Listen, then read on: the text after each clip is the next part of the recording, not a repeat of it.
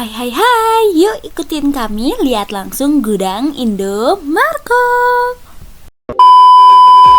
Jadi, gudang ini merupakan titik transit utama untuk produk-produk yang bakal dikirim ke berbagai Indomarket yang ada di sekitaran Garut.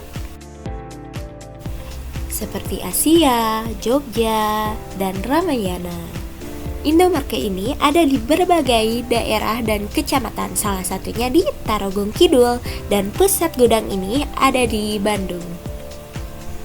Barang dari pusat tidak langsung masuk ke gudang, melainkan melalui pengecekan. Setelah itu, gudang akan menyortir barang untuk menyesuaikan dengan permintaan dan memastikan tidak ada kekurangan.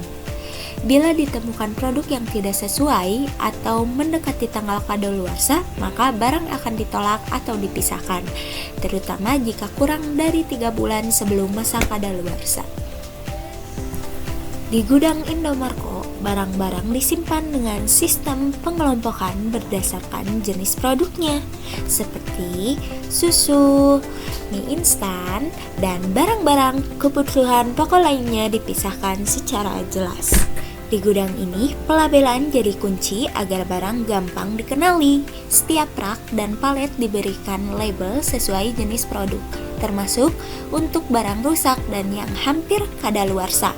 Tapi sayangnya masih ada beberapa area yang belum diberi label dengan jelas. Ini jadi catatan penting agar perbaikan ke depannya. Paling menarik di gudang ini yaitu semua barang diletakkan di atas palet untuk menghindari kontak langsung dengan lantai. Hal ini bertujuan agar produk tidak mudah rusak akibat kelembaban. Nah, proses audit kita itu gak asal-asalan loh. Kita observasi langsung ke lapangan, ngobrol bareng petugas, dan nilai berbagai aspek penting. Lalu apa aja sih yang kita nilai? Yaitu layout, peralatan, SDM, SOP, dan tentu saja operasional.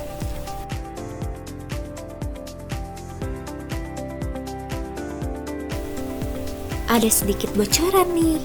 Dari segi layout, gudang ini masih perlu penataan. Area masuk dan keluar barang belum dipisahkan dengan jelas. Walaupun barang memang disusun berdasarkan jenis, tapi ruang antar palet masih sempit dan bisa menghambat pergerakan. Untuk alat bantu, gudang ini menggunakan hand trolley untuk mengangkut barang. Walau begitu, ini sudah cukup membantu pegawai agar bisa kerja dengan efisien, karena pegawainya hanya 3 orang untuk di gudang. Mereka mengurus semuanya mulai dari bongkar muat sampai pencatatan. Namun, belum ada pembagian tugas yang jelas. Mereka selalu mengerjakan secara bersama-sama dan mereka belum pernah mendapatkan pelatihan secara khusus. SOP di perusahaan ini memang tersedia tapi belum diterapkan secara maksimal. Sebagian besar aktivitas masih dilakukan berdasarkan kebiasaan. Pencatatan dan pendataan stok di gudang Indomarko dilakukan secara manual, baik itu barang masuk maupun keluar. Setelah itu, data manual tersebut disetorkan ke kantor untuk dimasukkan ke dalam sistem secara komputerisasi oleh bagian administrasi ataupun sales. Nah, ini dia proses pengeluaran barang dari gudang. Berikut ini merupakan hasil data checklist yang dilakukan setelah observasi di PT Indomarko. Berikut ini merupakan 3 rekomendasi utama dari hasil audit kami. Yang pertama yaitu dengan perbaikan layout, dengan memisahkan area masuk dan keluar barang agar alur kerja lebih tertib dan efisien. Yang kedua yaitu peningkatan SDM dan SOP, dan yang terakhir yaitu dengan menyediakan ruang khusus untuk barang rusak atau mendekati expired.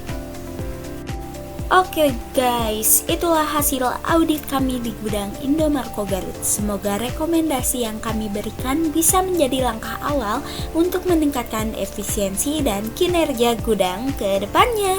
Terima kasih sudah menyimak, sampai jumpa, bye-bye.